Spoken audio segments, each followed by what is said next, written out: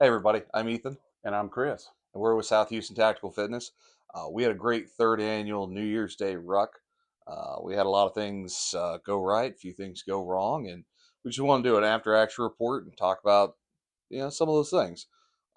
We nailed about 8 point. What do we get? 8.7, eight I think it was six, 8. Yeah, right around there, which is a good mileage if you broke down on the way home and absolutely had to walk home. That's in Houston, 8.5 miles is not terribly unreasonable. And can't just cry about it and do nothing. Got to do something. absolutely. Anyways, we want to go over some of the things we ran across. We probably made it about how far did we make it before we ran across this first thing of quality of bags and packs? Probably about 60, 70 yards. And we had a member with a Timu bag, and one of the shoulder straps just popped. Uh, 60 yards into an 8.5 mile ruck, his Timu bag shit the bed. So I can't reiterate. Go take a look at 511. Great quality stuff. Good double stitching, or anything military surplus. A lot of great stuff from REI. A lot of backpacking companies out there. Any brands you particular to? Um, Again, 511 Okay. military surplus. Yeah, those are always good. I gotta say, if you're going to be doing rucking, sternum straps are really key. Keeping the weight of the straps from going too far on your shoulder, too far in. You get to set it where you want. Some bags have waist straps, which aren't necessarily required for rucking, but as you get into stuff like biathlons, which we be signing up for one in about 27 minutes, the WTF biathlon, as you start to put yourself into spots where you're climbing up, down, over, under things, the waist strap really comes in handy. But for your everyday ruck, really the bare minimum I'd say is a sternum strap. That's about it. Absolutely. And as far as weight distribution, what's your recommendations? Um, you know, distribute it as evenly as you can. Put the heavy stuff up top. I think this year we didn't have any issues, but last year we had somebody with about 50 pounds all concentrated into about an area this big sitting in the bottom of their bag. And Absolutely. we've seen it before. We had a Marine show up and he had a 60 or an 80-pound sack of concrete just sitting in the bottom of the bag, and he made it about a half mile before we had to turn back and change that. So yeah, distribution is key. So if you're just getting into rucking, what would you recommend? Maybe go light your first I, few rounds? I take water, stuff some jeans, some shirts or stuff in there. Whatever you do, keep it tight against your body, and anything heavy, try and keep it high up on your shoulders. Um, other things to pack. Well, big thing is we had one, which we've seen it before on your hydration bladders. The cost difference between having the cheapest shit and having the best stuff in the industry was about $17 is the cost difference. Go with either brand name Camelback or Source Hydration. All their connections have quick connect valves that'll automatically shut off. The cheaper ones are usually just they push on, and all of a sudden you start filling a whole lot of stuff in your bag. Things start moving. That if that straw pops off, everything in that bag goes wet. So spend the extra money on that as well. But and then don't forget maybe like a 1 liter or some other bottle that you can put your electrolyte solution in. Absolutely. You really don't want to have to clean out your camelback with electrolytes, No. especially after you've left it in the truck for a day or two. Yeah, no, it could be messy. So, yeah, it's always good to have a separate bottle for any of your electrolyte solutions. What did we run across? Uh, your footwear, your boots, your shoes. Make sure that you've worn them as best you can and walk around the block a little bit before you go on a ruck. And just make sure maybe you got some thick socks on and just pay attention to any hot spots.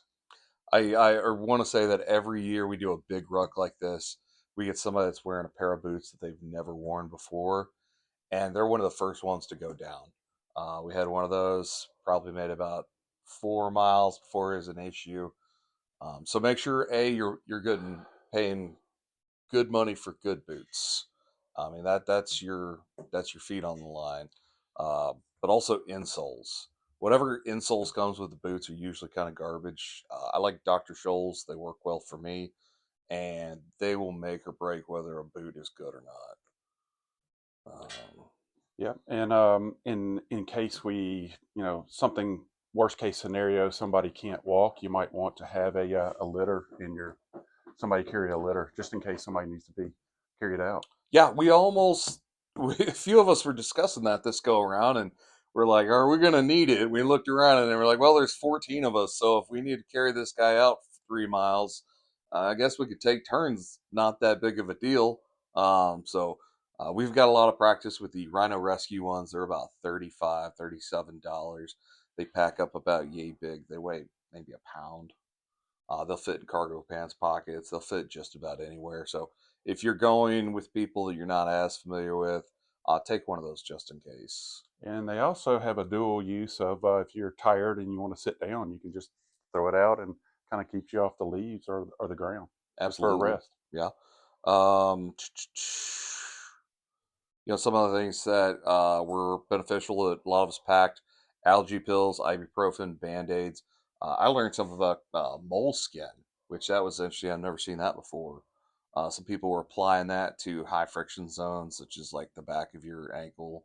Um, I know when I ruck during the summer, sometimes I'm wearing like low tops and no show socks, or and what I get is I'll get some rashes or whatnot just from friction, which I come to find out if you just rub a little bit of deodorant on that spot before you go off, I noticed that it reduces any rashes from wear considerably. So think about just using some deodorant for that.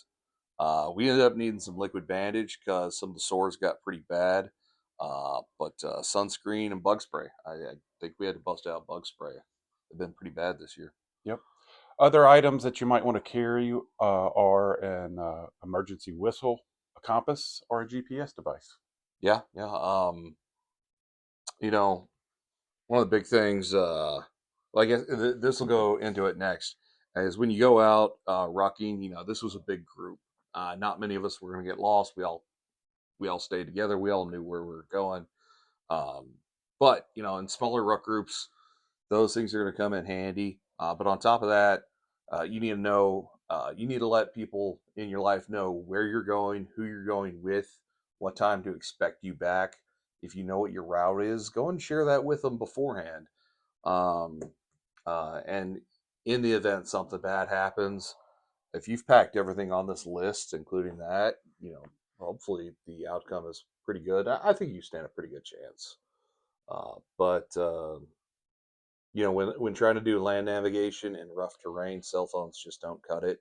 They're pretty awesome at a lot of things, but trying to use them for land nav, or it's hit and miss. So uh, don't be afraid to pick up either a new or some of the older model Garmin devices. They can really come in handy, and you can get some great prices on Facebook Marketplace and other places. Um, I don't know what else do we run across. The only thing I'd like to add is just maybe have some snacks that are easy accessible. You may want to have a snack, but the rest of the group's not ready to stop, so you could just grab some snacks and eat while you're rucking. Well, I guess I didn't plan on leaving this year, but it's a good thing I did. A lot of times we ruck with chest rigs, and they make tactical ones that hold magazines and stuff like that. They also make just generic ones that don't haul anything other than just spare supplies. So, uh, being able to pack your ibuprofen, snack, stuff like that without having to stop, take your bag off. That's a great thing to put in there. Your bug spray, anything like that. Because if you have to take your pack off, you're stopping, and if you're stopping, what 16 people are stopping with you. So They might not be ready to stop. yeah, but not only that, every time one person stops, at some point, 16 people, one of them is going to stop at least once or twice. So before you know, you've got 30 stops going. So if it's nothing major, just having something like a nice chest rig really comes in handy. So factor that in. I mean, we do consider ourselves the South Houston Tactical Fitness, so stuff like this is not terribly uncommon. And it gives you a chance to learn your equipment.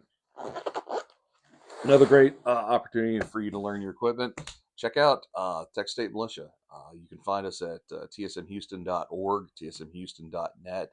I don't think .gov. I don't think No, I don't think we no. have access to that one, but both are great opportunities to throw your gear on, try it out, test your gear, test yourself, and meet some great people. And whether you're at South Houston Tactical Fitness or TSM, so I think that's all I've got. We had some possible medical fallouts. We had some people not have quite. I think everybody had about enough water. Yep.